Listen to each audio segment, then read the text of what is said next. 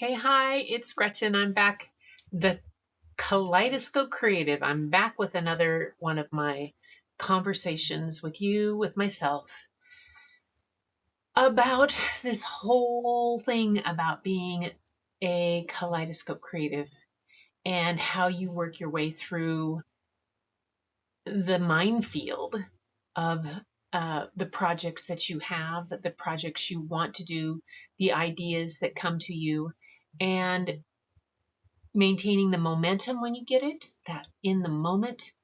By the way, thank you for the comments from those of you who left them. They are such an inspiration. It's just amazing to see how people respond to some of these videos and to some of my conversations. But tonight, the conversation is about the label that we put on things and how that label affects what we're going to do. When I started this kind of creative YouTube journey, it was with the idea of completing a challenge. And that challenge started out to be first like a few days, and then it was a week. And then it was a month-long challenge. And the month-long challenge was called Vlogmas. It was something being done with eCamm. And I thought I would complete that challenge by simply reading a picture book every night. And I did that, and it evolved, and it became something, and I added some things to it, and I added the art aspect and all that kind of things, and it kind of evolved. Well, it evolved to the point that it went on for 367 days in a row. I didn't miss a show. Even when I went to Africa, I pre-recorded some. I did premieres for my community, and I didn't miss a show. That consistency was something else. I'm not saying that that might be your aspect, but it was the consistency, the daily practice of being creative, of having something that I was doing that I was enjoying and putting it together. It has continued to in an altered form, and to the point where I'm just going 2 days a week and I'm doing lives. And that's okay, because I altered it. And instead of when I finished the 367 days, instead of taking a break, I took a vacation. Now, that may not seem like a lot, but for me, it was a big deal. When you take a break from something, it's like that something finishes. It has that crack, broken, done. There's this, there's that, and there's that part in between. And if they're broken, they don't get put back together. I mean, even if you get out super glue,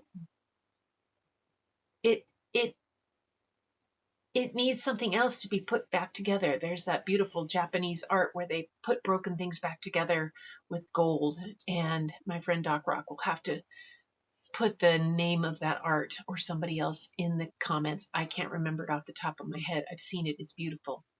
But that's an intentional kind of art. Most of the time when we think of something and we take a break, the thing that we're used to in our head is that's broken.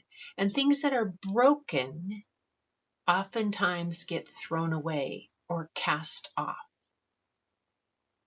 I didn't want my creative journey with my storytelling and reading the books to be cast off, to be thrown away. It wasn't done. So instead, I used the term vacation. I took a vacation for a couple weeks and I came back. If you've gone on vacation, I'm not going to assume everyone has, but if you've ever gone on a vacation, you know that you have things to come back to. As a teacher for 35 years, our vacation time the summertime, where we supposedly had it off, was never a time off.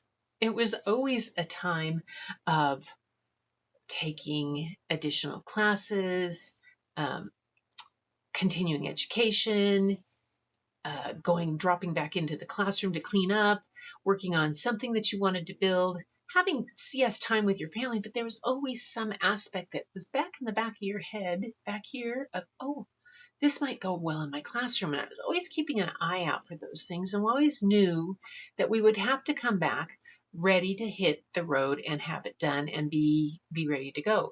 Other people, when my husband would come back from vacation, he knew that there was work that was going to have been built up and left while he was gone, and things that he would have to kind of catch up on and make up for it.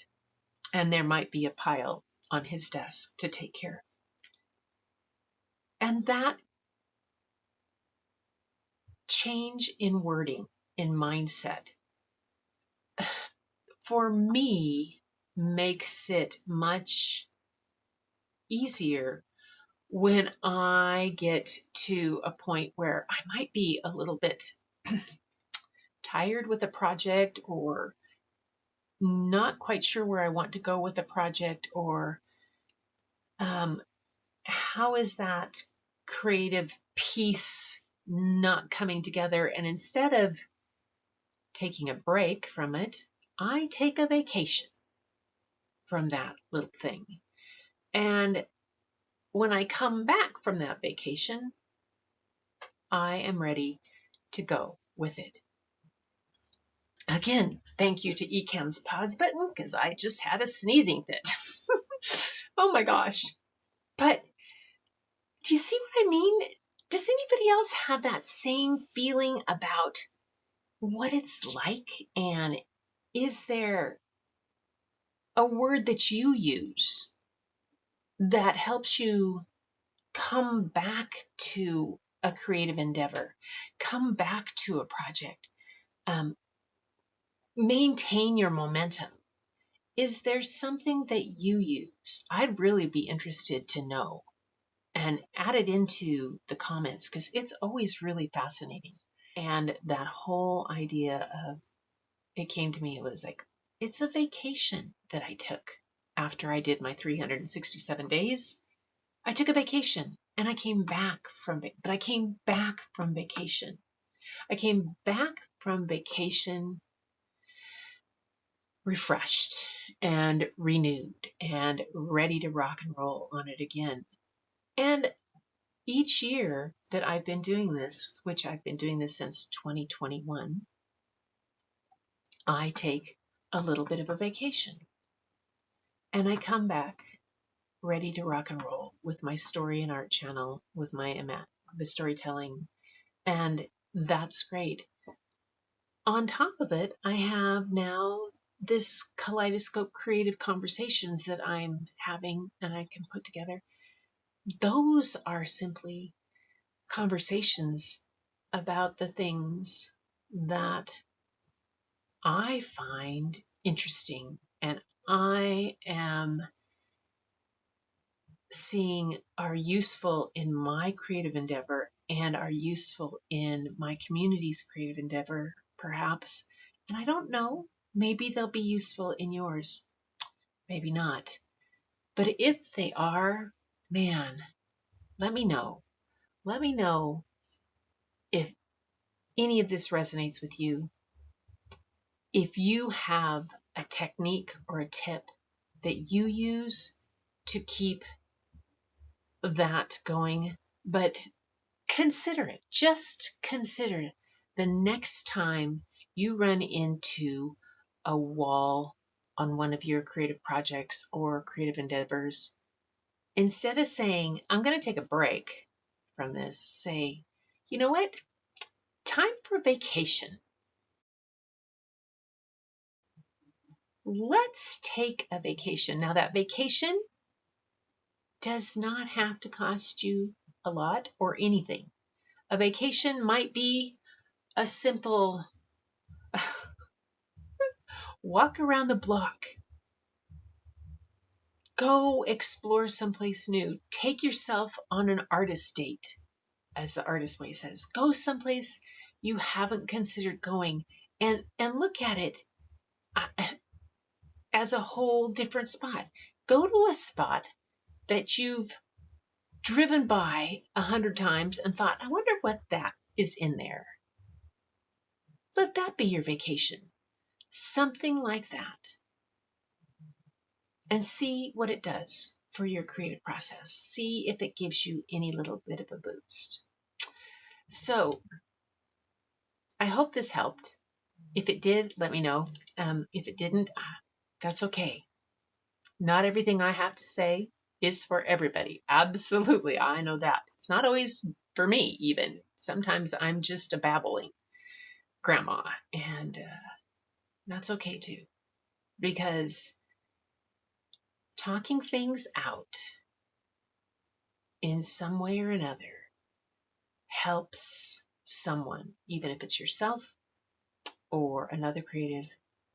And if the word vacation resonates with you, I don't know, put a palm tree in the comments or a skier, depending on what you like to do for vacation. Maybe you just want to sit in a corner and read a book. That's a great vacation. Yeah. So, on your creative journey, I wish you well. And as always, keep looking for the beauty hidden in plain sight. It's all around you. But the first place you'll find it is when you go look in your own mirror. And I'll see you next time.